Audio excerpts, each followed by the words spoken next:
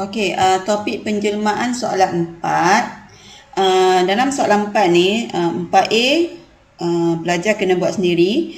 4B2 yang dihitung luas tu pun pelajar kena buat sendiri. Cikgu akan terangkan 4B1. 4B1 yang kita kena huraikan V dengan W tu Okey,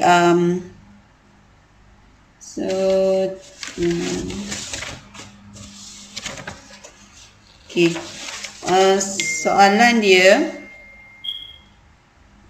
okay, kat sini nampak terang sikit okay, soalan dia, sisi 4 KLMN ialah imej bagi sisi 4 ABCD. Okey, sisi 4 KLMN ialah imej bagi sisi 4 ABCD di bawah satu gabungan penjelmaan WV. Okey, kat mana ni? Okey, mana? Okey, sisi 4 KLMN ni lah imej bagi ABCD. Okey, maksudnya ni imej. Okey, ni imej.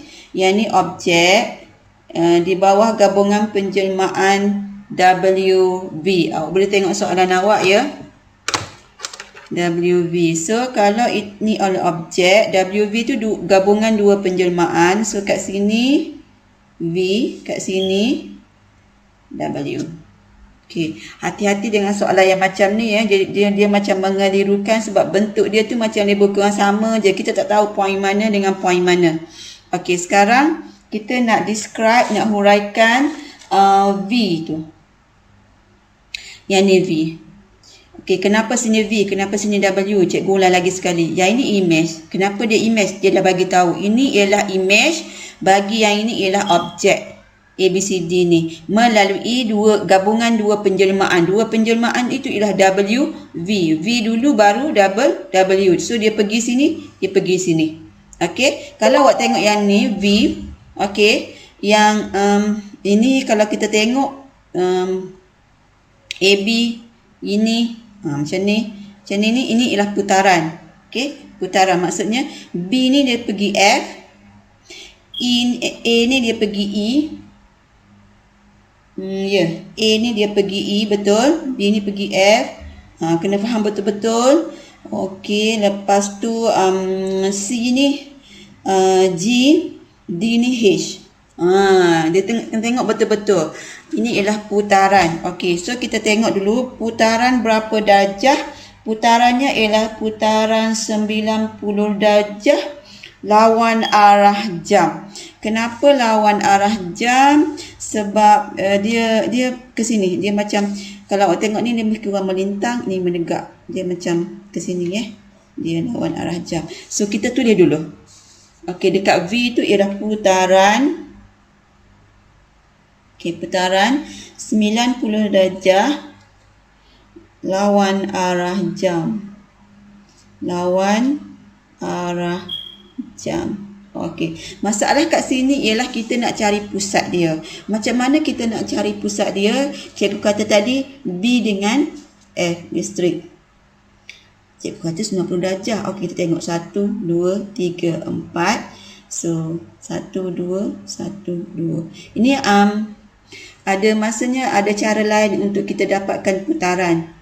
Ada cara lain, ada cara lain untuk kita dapatkan pusat putaran. Tapi cikgu tak expert sangat. Setengah soalan cikgu boleh cari pusat putaran.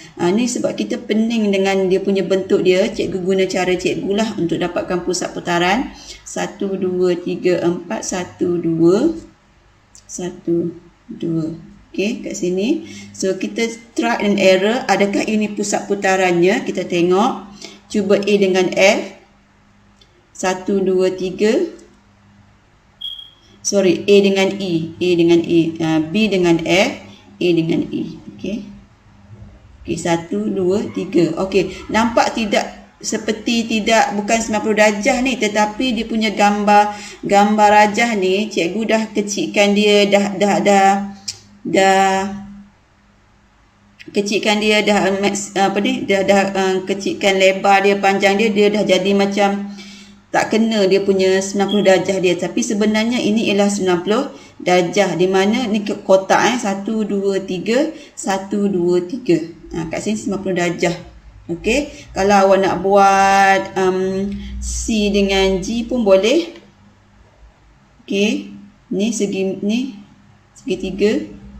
Ni segi 4 ni, tiga ni. Tiga. So yang ni pun C, ni pun segi 4.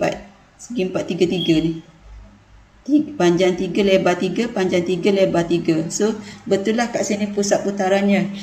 Yang ni susah sikit untuk dapatkan pusat putaran, tapi kita kena cuba jaya, trial and error. Okey, yang kita tahu ini ialah lawan arah jam.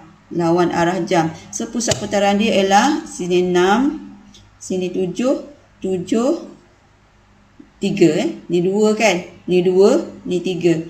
7, 3. So pusat dia ialah 7, 3. Okey, untuk W pula, W lagi pening. Sebab ni dia sampai sini, nak pergi sini. Okey. Dia pembesaran sebab kita tengok bentuk dia, ini kecil, ni besar. Dia pembesaran. Okey. Faktor skala. Okey. Faktor skala ni sekarang ni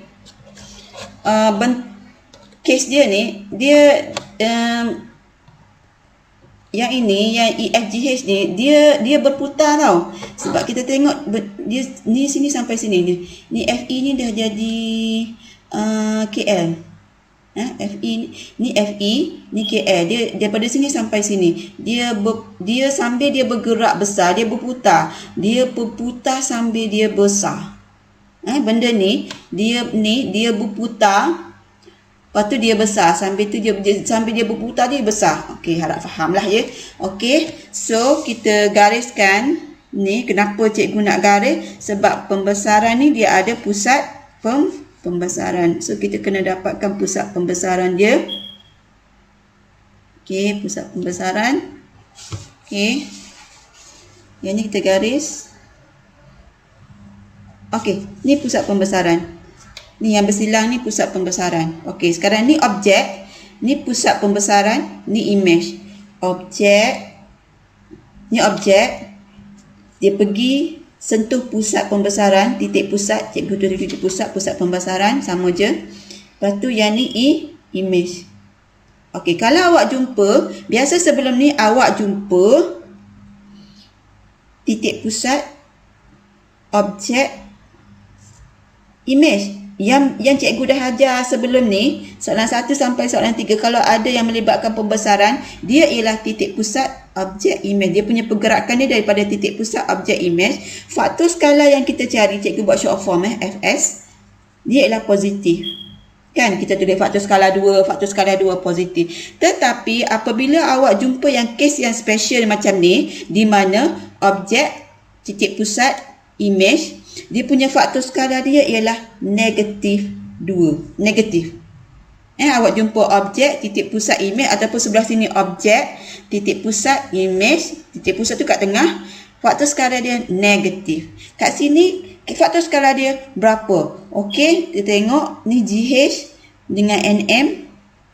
Ni 1, ni 2. Image 2, objek 1, 2 bahagi 1 ialah 2. Tetapi disebabkan dia melalui objek, titik pusat, image, dia punya faktor skala dia negatif 2. Negatif 2. Okey. So kat sini pula ni pusat pembesaran dia 7, 5. 7, 5. Pusat 7, 5. Okey. Boleh kalau tak faham ulang buka video cikgu ni.